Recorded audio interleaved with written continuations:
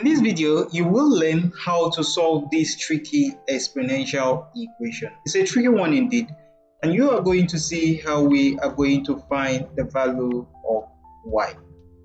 To solve this, don't forget to give this video a thumbs up, subscribe to my channel for more simplified mathematics content.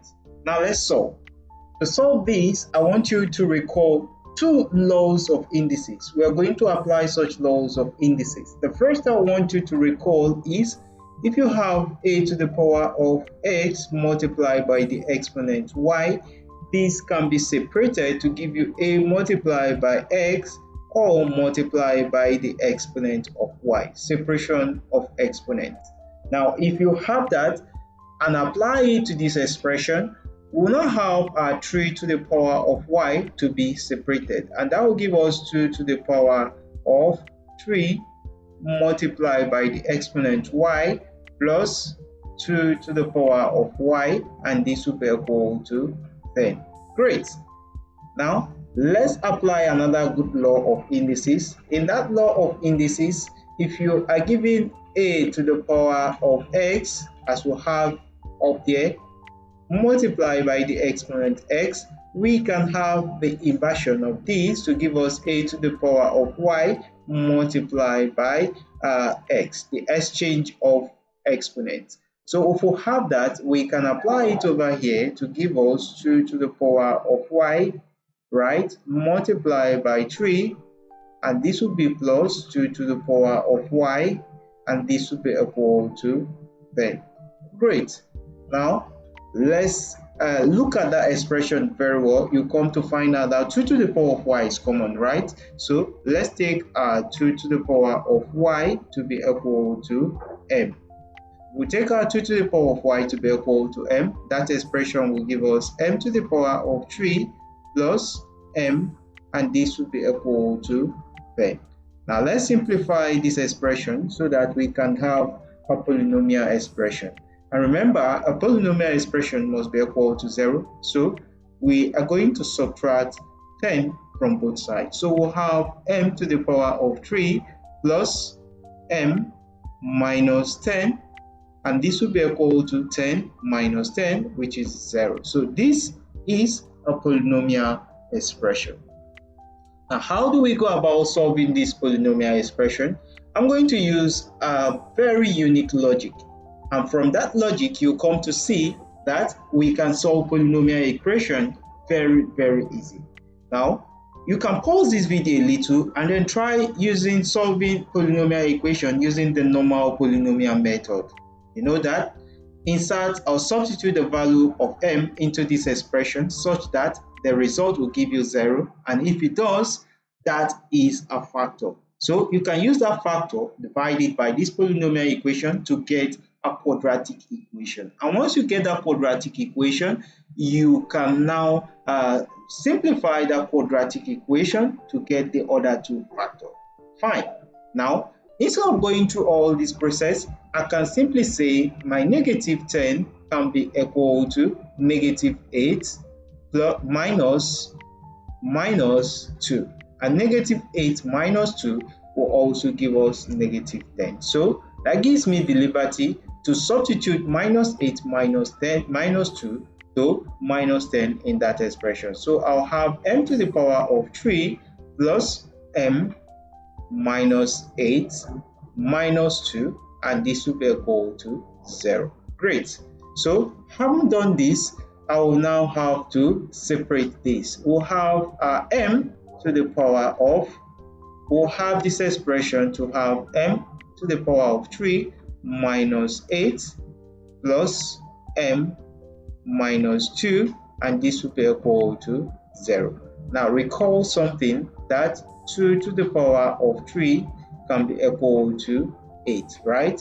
So if we apply that to that expression will give me, now give me m to the power of 3 minus 2 to the power of 3 plus m minus 2, and this will be equal to 0. Great. Now We are going to simplify further. What do you think we can do to simplify this equation? The best thing to do is to apply an algebraic formula. Now, in that algebraic formula, we are told that if we have a to the power of 3 minus b to the power of 3, this can be equal to a minus b, right? And then we'll have a squared plus ab minus b squared, right? Good. So applying that algebraic expression, remembering that your a is equal to m and then our b is equal to 2, we'll apply that algebraic expression to that expression. We will now have the first expression to give us m minus 2, right? Or multiply by m squared plus 2m, right? Plus 2 squared. And the other side will give us plus 1 multiplied by m minus 2. And this will be equal to 0. Great. So we have the task of reducing this expression.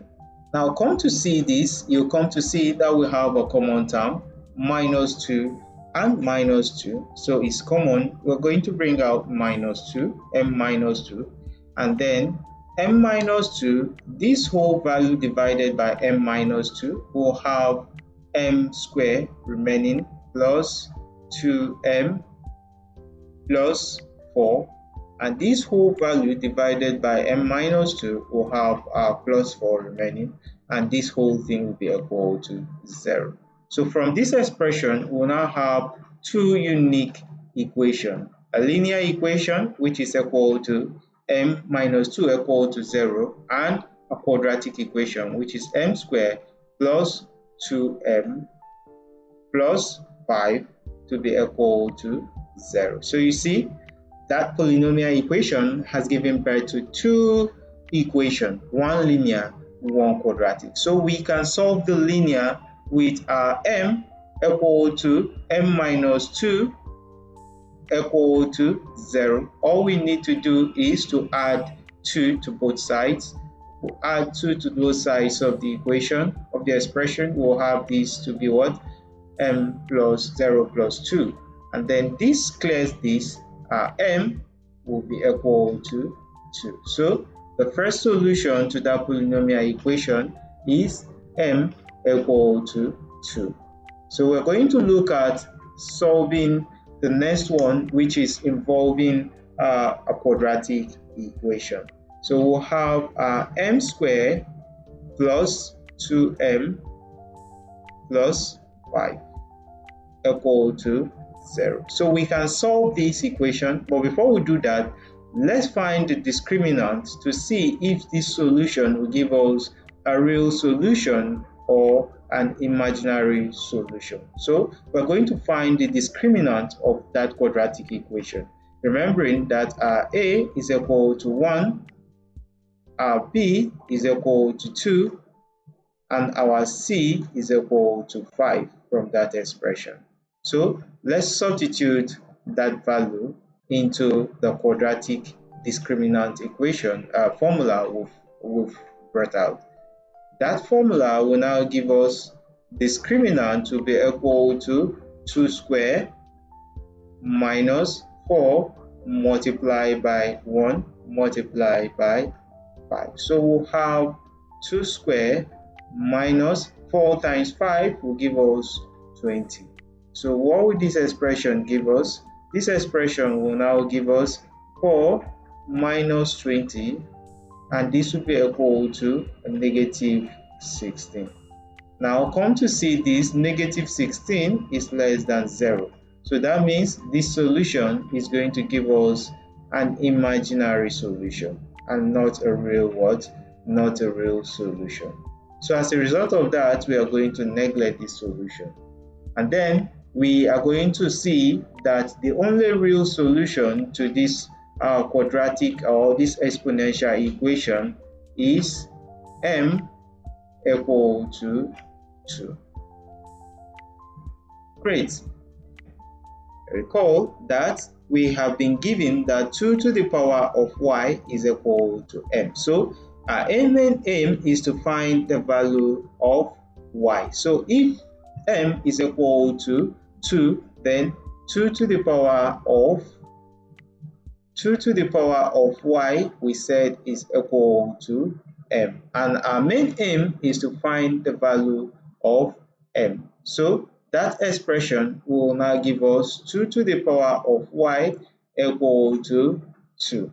Remember, this is 2 to the power of 1. So since we have same base, our y, according to the law of indices, will be equal to 1. So we are asked to find the value of y, and so our y is equal to 1. So the value for that exponential equation, y is equal to 1. Having gotten this, all we need to do is to check if our solution is actually right. At y equal to 1, are we going to get the solution which is equal to 10? Let's test.